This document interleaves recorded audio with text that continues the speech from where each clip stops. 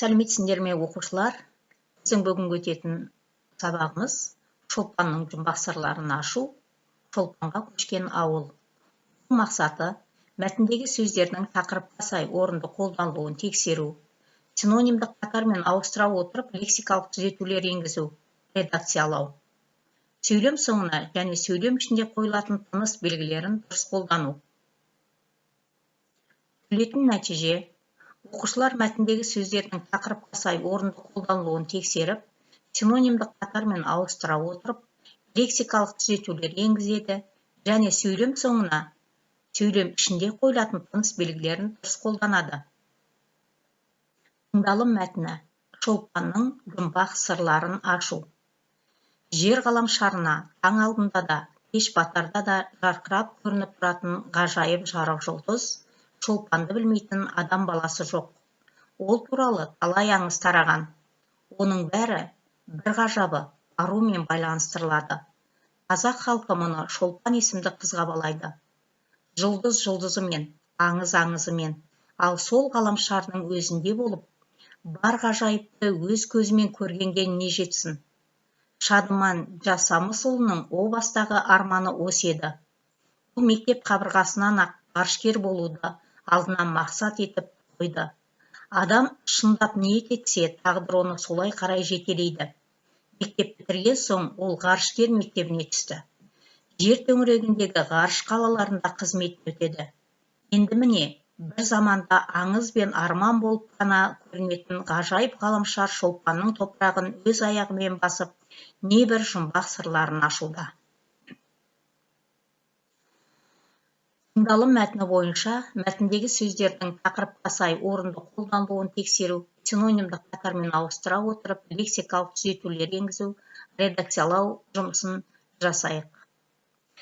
Жер ғаламшарына таң алдында деген сөзді таң сәріде деп ауыстыруға болады. Таң сәріде, кеш батарда дегенді ел орнына отырған кез деп алуға болады. Ел орнына отырған кезде жарқырап көрініп тұратын ғажайып жарық жұлдыз, шолпанды білмейтін адам баласы дегеннің орнына пенде деп алуға болады. Пенде жоқ. Оның бәрі бір ғажабы. Ғажап деген сөзді керемет дегенмен ауыстыруға болады. Оның бәрі бір кереметі арумен байланыстырылады. Қазақ халқы мұны Шолпан есімді қызға дегенді аруға деп алуға болады. Аруға балайды. Ол мектеп қабырғасынан ақ, мектеп қабырғасы дегенді оқушы кезінен деп ауыстыруға болады. Оқушы кезінен ақ ғарышкер болуды алдына мақсат етіп қойған. Адам шындап ниет етсе дегенді нақты мақсат қойса деп ауыстыруға болады.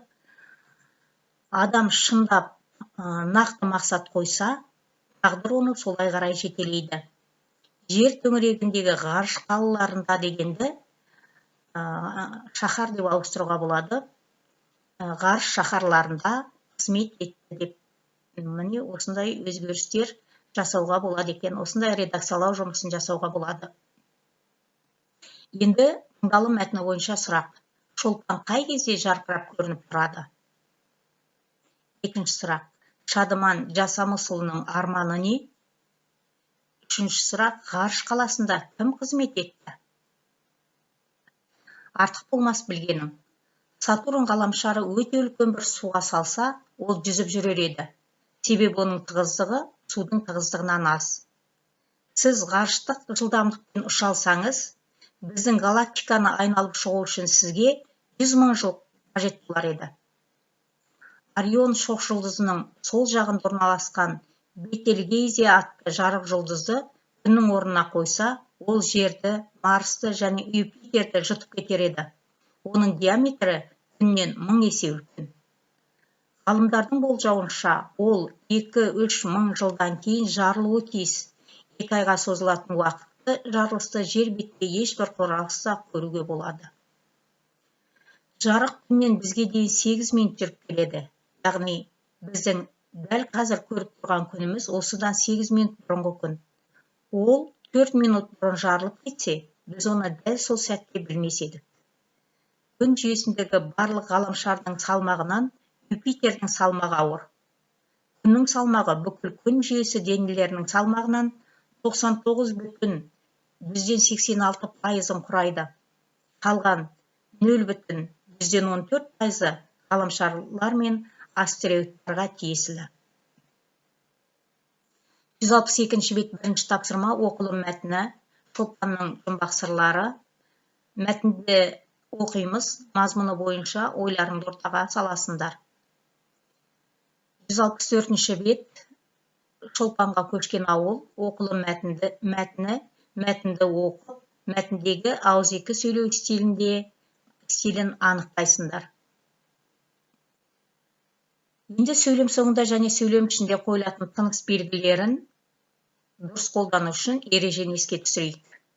Тыныс белгілер: жазуда ойды нақты, дәл түсінікті етіп жеткізу, баяндалатын пікірді айқын білдіру мақсатында интонациялық, мағыналық, грамматикалық ұстанымға сай қолданылатын шартты белгілер.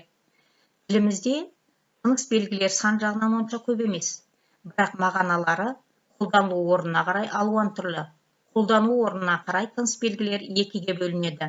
Біріншісі, сөйлем соңында қойылатын тыныс белгілер: нүкте, сұрау белгісі, леп белгісі, көп нүкте. Негізгі қызметі даралаушы. Бір ойды екінші ойдан даралап, бөліп тұрады. Екінші, сөйлем ішінде келетін тыныс белгілер: үтір, нүктелі үтір, қос нүкте, тырнақша, сызықша, үтірлі сызықша. Негізгі қызметі ерекшелеуші. Сөйлем ішіндегі белгілі бір сөздерді, не тіркестерді басқаларынан ерекшелеп тұрады. Сөйлем ішінде қойылатын тыныс белгілерін, яғни ерекшелеушіні дұрыс қолдану, ол үшін үтірдің ережесіне назар аударайық. Үтір — сөйлем ішінде қойылатын тыныс белгі. Үтір сөйлемдегі сөздерді немесе сөз тіркестерін бір-бірінен бөлу, ерекшелеу үшін қолданылады. Үтірдің қойылатын орындары: бірінші, құрмала сөйлем құрамындағы жай сөйлемдердің жігінде.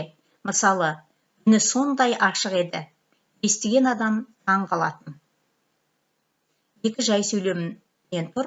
Бірінші жай сөйлеміміз үні сондай ашық еді, екінші жай сөйлем естіген адам таң қалатын. Екінші, сөйлемнің бірыңғай мүшелерінің арасында, мысалы, талап, еңбек, терең ой. Үшінші, оқшау сөздерге байланысты, мысалы, бабамыздың үнісің сен, домбыра. Осындағы домбыра сөзінің алдында қойылып.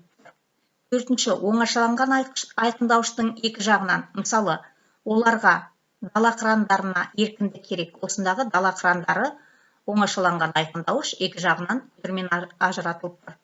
Төл сөзден кейін, мысалы, мен жазбаймын өлеңді ермек үшін, деді Абай. Осындағы мен жазбаймын өлеңді ермек үшін үтір ары қарай автор сөзі кетеді.